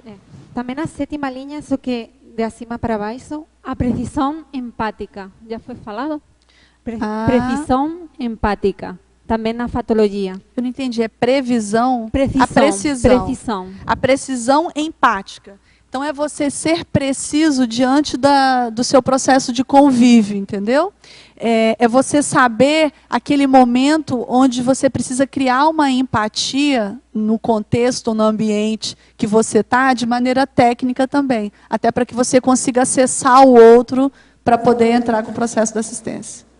Então, essa seria a precisão empática. É você ser preciso com a empatia no processo da interassistência. Ele, aqui na fatologia, a 8ª linha, o domínio da fisiologia humana em favor da holossomática. Para cima. É o que eu meio expliquei para a Virgínia agora, né? É você domar o processo somático, né? Porque isso quando a pessoa ela está numa situação de conflito, ela é bicho, ela é instinto puro. Então, ela não vai pensar que ela tem energia, que ela tem mental soma, entendeu? O processo psicossomático e do soma, ele está preponderante ali naquela situação. Então, é você começar a mudar, a inverter isso. Deixar essa adrenalina, essa coisa de instinto, de bicho do lado, e pensar mais no processo do discernimento, da questão das ideias, da questão do domínio das energias, para procurar olhar para o outro de uma maneira diferente, entendeu?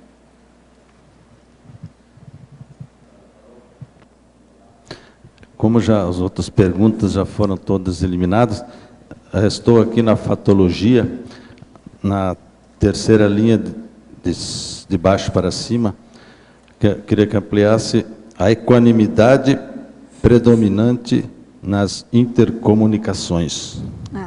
Isso aí é aquele movimento que a gente procura fazer de você ser mais moderado ou comedido nas suas comunicações. Então, isso foi uma das experiências uma das ações que eu procurei imprimir no meu dia a dia. Principalmente no trabalho onde eu convivo com mais pessoas, né? Eu comecei de um ano para cá a, tecnicamente, dosar o tom da voz, o ritmo da voz, a maneira como eu solicitava alguma coisa, tudo isso tentando tornar o ambiente o mais leve possível. Então, essa equanimidade, essa moderação nas intercomunicações. Porque o que a gente vê, isso na maioria dos livros que você estuda hoje sobre conflito, são os conflitos acontecendo por erros de comunicação, uma comunicação não transparente, uma comunicação velada, aquela comunicação totalmente mal intencionada. Então, tudo gira do processo da comunicação, tanto verbal quanto não verbal. E eu comecei a perceber que isso também tinha que ser mexido. Já que eu queria mexer nas sutilezas, isso era importante ser mexido. E aí é técnica também. Na 10ª linha da fatologia, poderia explicitar o ato de não interpretar as experiências de maneira dicotômica? Tá. Isso também é uma mania, né, vamos dizer assim, é a tendência que a pessoa tem de quando está numa situação de interação com o outro, procurar ver o lado contrário, ou está sempre dividindo em dois. Não, ou tem que ser assim, ou tem que ser dessa forma. Ou é da sua forma, ou é da minha forma, entendeu? Então, isso é o que a gente vê na SOCIM de uma maneira em geral. Então, é o ato de você procurar não interpretar as experiências da sua convivência, sempre procurando separar isso. Porque, diferente do ganhar ou perder, você tem o ganhar-ganhar. Então, pode ser bom para os dois, por que não, né? Ganha o outro e ganha você. Isso tem relação também, acho que é nesse livro aqui, A Psicologia do Conflito. Esse livro é bem interessante, fala da história desde a época pré-socrática e dos conflitos. E aí tem um francês, que é o René Lessene, do Tratado da Moral, da Caracterologia, que ele fala disso, né? Que é você apresenta diante do conflito duas possibilidades. Então, ele interpreta que o conflito, na verdade, ele te traz uma possibilidade de liberdade. Porque, diferentemente de você não ter escolha nenhuma, você pode ter duas possibilidades. E ele chama isso de antinomia das possibilidades. Porque você tem a opção de ser livre, podendo escolher entre uma coisa e outra, né? E isso aí tem que ser aprofundado, né? Porque tem a parte dúbia disso daí também negativa, né? Mas é interessante, uma antinomia das possibilidades, que acaba te libertando. Ele falava muito disso. Ellen, aqui no... En la página 9, en Patología, la línea 16, que dice, o acto de saber acolher a crisis de crescimento. Às vezes, uno puede ficar muito tempo en la crisis, quase acomodada, no, es que estoy vitimizando y demás. ¿Cómo realmente saber cuándo la crisis ya tem que sair adiante, sabes? Assim, o que eu penso, né, minha percepção, a crise ela deve sempre ser cirúrgica. O ideal é que a gente sempre corte ela como se você estivesse extirpando um abscessozinho ou um tumorzinho, entendeu? A crise, se você não corta ela no início, ela só tende a crescer. Ela só tende a te gerar mais conflitos, se ela te incomoda, se te traz sofrimento. Porque uma coisa é você ter a crise de crescimento, que é aquela que te desequilibra para te reequilibrar lá na frente, ela te impulsiona, ela te movimenta. E outra coisa é você ter a crise de sofrimento, que é essa crise onde você sofre, onde te incomoda, onde você não consegue sair do lugar, você fica parado, empacado ali, entendeu? Nesse caso, ela deve ser sempre cirúrgica, é cortar, é mudar o bloco pensênico. Jogar no lixo o que não presta não presta mesmo, essa mágoa não presta mais, esse ressentimento não presta mais, entende? Então é jogar fora. E é difícil, as pessoas falam que é difícil pelo processo do apego, e é jogar no lixo o apego também, entendeu?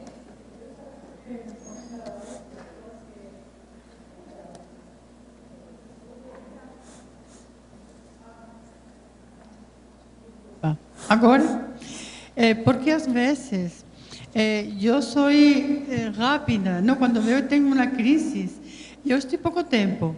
E eu acho que às vezes é como que não me dá tempo a avaliar essa crise para reconhecê-la e fazer essa mudança que você diz, não? Às vezes quero passar tão rápida essa crise que não lhe dou muita importância, ou pretendo ir muito rápida, sabes? Era isso um pouco onde veio a dificuldade. Isso é interessante, tem que se tomar um cuidado. Porque uma coisa é você entender cognitivamente o processo da crise, o que está acontecendo com você. E aí é a cirurgia mesmo. Tem pessoas que usam isso para não sair do lugar. Não, eu preciso entender o que está acontecendo comigo. Eu preciso entender como que isso aconteceu, se isso veio de outra vida ou não veio. E aí tem uma pergunta mais séria que você pode fazer em cima disso. Entender o que está acontecendo vai te ajudar? Vai te fazer sair da crise? Se não vai, abre mão, entendeu? Porque esse é um vício que a gente tem para ficar ali rodando, sabe? No mesmo lugar. Então tem que tomar cuidado com isso também. O que é compreensão já cognitiva do processo, aí você tem que abrir mão, precisa abrir mão.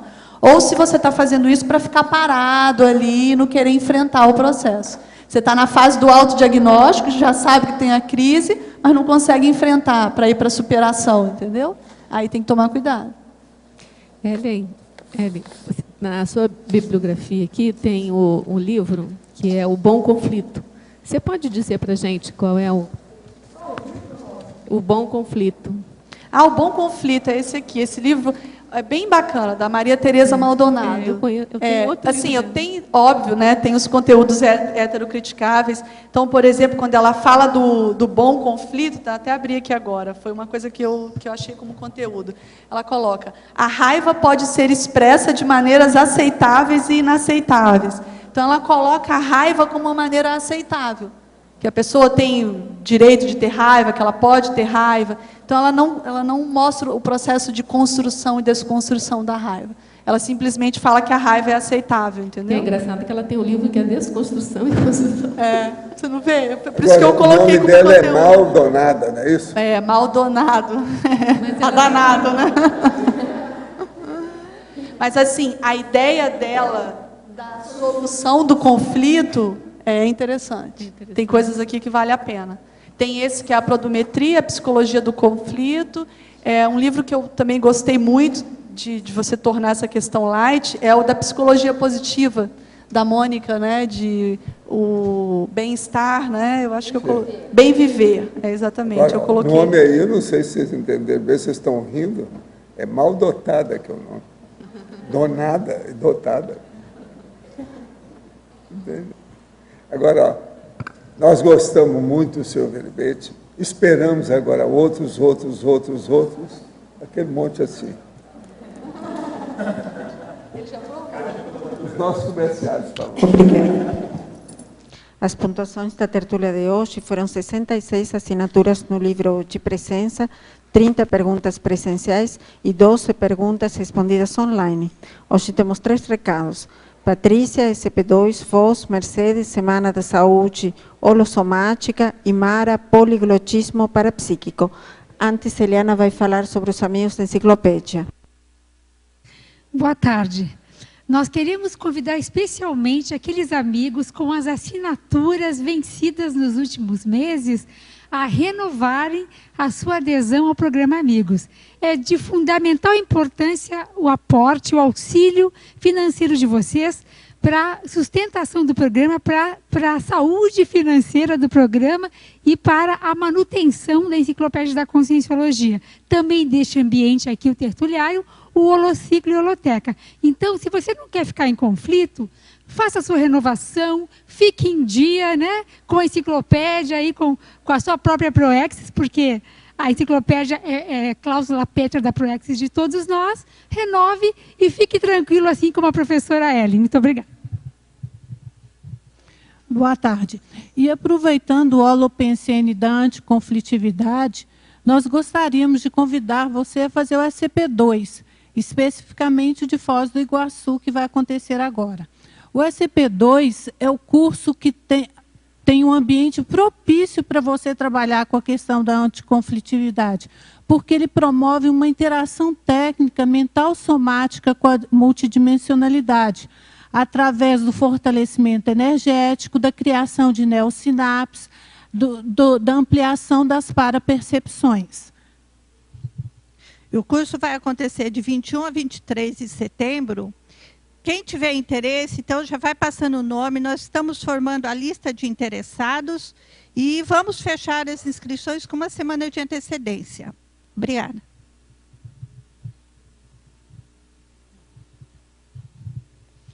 Boa tarde a todos.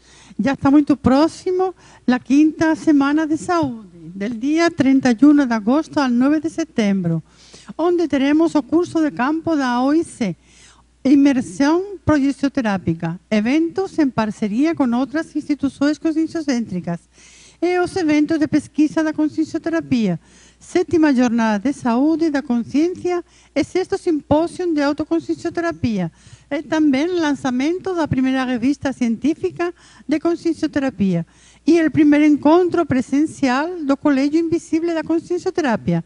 Esperamos a todos vocês. Obrigada. A CIP convida todos a participarem do curso Poliglotismo Parapsíquico, no dia 26, domingo próximo, com início às 8h30 até às 17h30 no discernimento. O investimento é de R$ 80.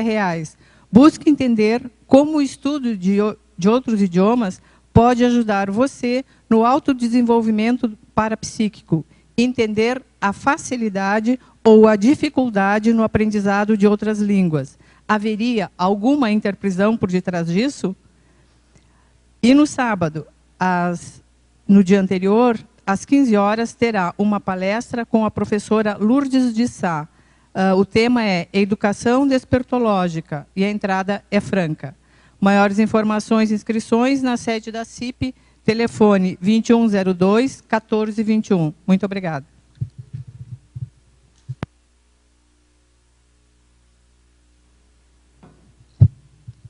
O verbete da manhã é Trafor da Escrita, especialidade Traforologia. Autora, professora Eliana Manfroy. Obrigada, boa tarde a todos.